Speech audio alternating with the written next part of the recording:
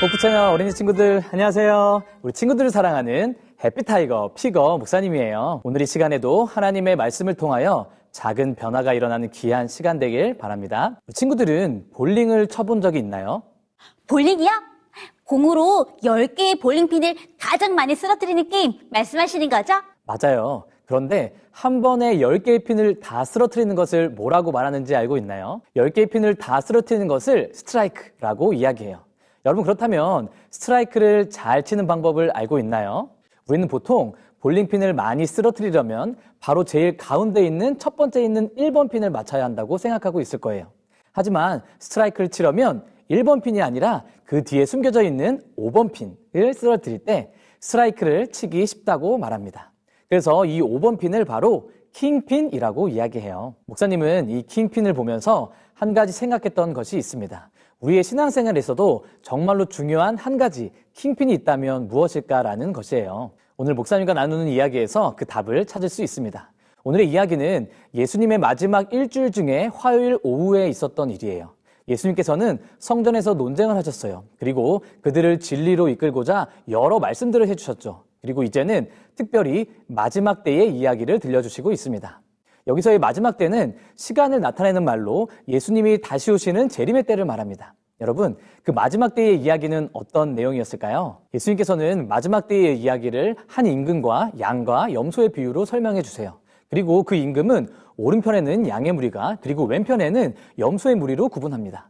그리고 34절에 보면 특별히 이 오른쪽 양의 무리에 속한 무리에게는 한 가지 약속을 주시는데요. 그것은 바로 하나님의 나라를 주신다고 말씀하십니다.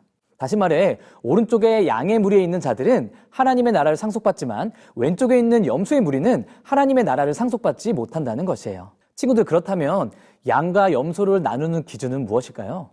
오른편 양들은 하나님의 나라를 상속받고 왼편에 있는 염소들은 하나님의 나라를 상속받지 못하는 이유는 무엇일까요? 그 이유가 마태복음에 나와 있는데요. 우리 함께 마태복음 25장 40절을 읽어볼까요? 시작!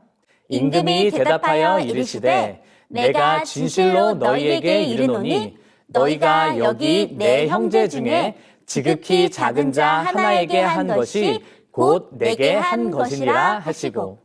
목사님, 지극히 작은 자는 어떤 사람들을 말하는 거예요? 키가 작은 사람들을 말하는 걸까요?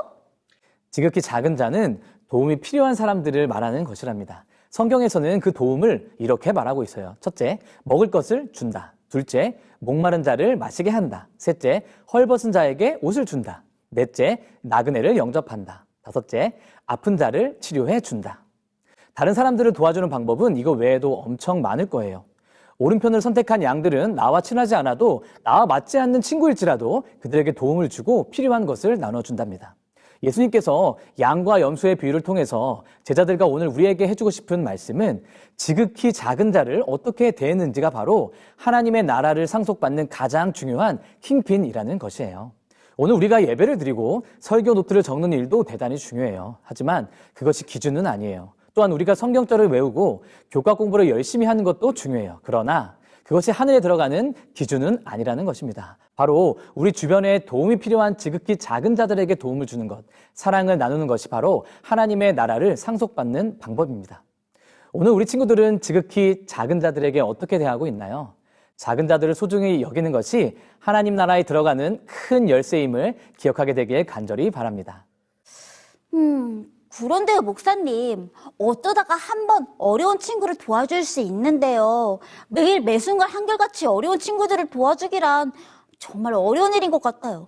어떻게 그렇게 할 수 있는 거예요? 그렇죠. 그렇다면 예수님께서는 어떻게 사람들을 한결같이 사랑하셨을까요? 그 방법을 알면 우리도 다른 친구들을 한결같이 도와주고 사랑할 수 있겠죠. 그 방법은 바로 예수님께서는 천국의 법칙을 알고 계셨기 때문이에요. 우리 함께 마태복음 13장 31절을 읽어볼까요? 시작! 또 비유를 들어 이르시되 천국은 마치 사람이 자기 밭에 갖다 심은 겨자씨 한 알 같으니. 예수님께서 천국을 비유로 설명하시면서 작은 씨를 설명하십니다. 우리 친구들은 겨자씨를 본 적이 있나요? 목사님이 겨자씨를 보여드릴게요. 이 겨자씨는 우리 눈에 보기에 너무 작고 미미하게 보여요.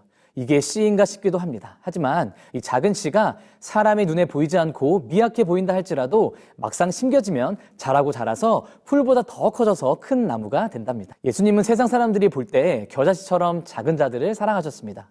병자들, 죄인들, 제자들 역시 지극히 작은 자들이었습니다. 하지만 예수님이 보시기에 그들은 작은 자들이 아니었습니다. 왜냐하면 겨자씨처럼 지극히 작은 자라 할지라도 믿음을 가질 때 하나님 나라에 합당한 큰 사람이 될 것이기 때문입니다. 그러므로 예수님의 사랑 안에서 작은 자는 하나도 없습니다. 작은 자라 하여도 결국에는 큰 자였던 것이에요. 그리고 주변에 있는 지극히 작은 자에게 말 한마디, 행동 하나, 사랑으로 대할 때 결국에는 예수님을 만나는 축복까지 누리게 된답니다. 그래서 예수님께서는 이렇게 말씀하신 것이에요. 같이 읽어볼까요? 마태복음 25장 24절입니다. 시작! 내가 진실로 너희에게 이르노니 너희가 여기 내 형제 중에 지극히 작은 자 하나에게 한 것이 곧 내게 한 것이니라 하시고. 사랑하는 호프 채널 어린이 여러분, 우리 친구들은 예수님과 동행하는 삶을 살고 싶나요? 그렇다면 내 옆에 있는 지극히 작은 자들과 먼저 동행해 보세요. 그들에게 필요한 도움이 무엇인지, 믿음이 잘 자라고 있는지 들어보세요. 혹 그들이 그렇지 않다면 그들에게 손 내밀어 도와주고 격려해 주길 바랍니다. 왜냐하면 그것이 바로 예수님께 행하는 것이고 하나님의 나라를 상속받는 가장 중요한 킹핀이니까요.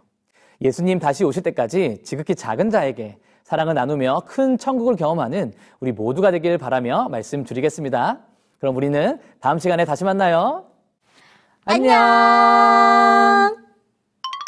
사랑의 아버지 하나님, 사랑의 아버지 하나님, 지극히 작은 자인 저를 지극히 작은 자인 저를 큰 사랑으로 인도해 주셔서 감사합니다. 큰 사랑으로 인도해 주셔서 감사합니다. 우리도 지극히 작은 자들에게 우리도 지극히 작은 자들에게 하나님께 큰 자임을 알려주고 하나님께 큰 자임을 알려주고 그들에게 사랑을 나누는 자가 그들에게 사랑을 나누는 자가 되게 해주세요. 되게 해주세요. 예수님의 이름으로 기도합니다. 예수님의 이름으로 기도합니다. 아멘. 아멘.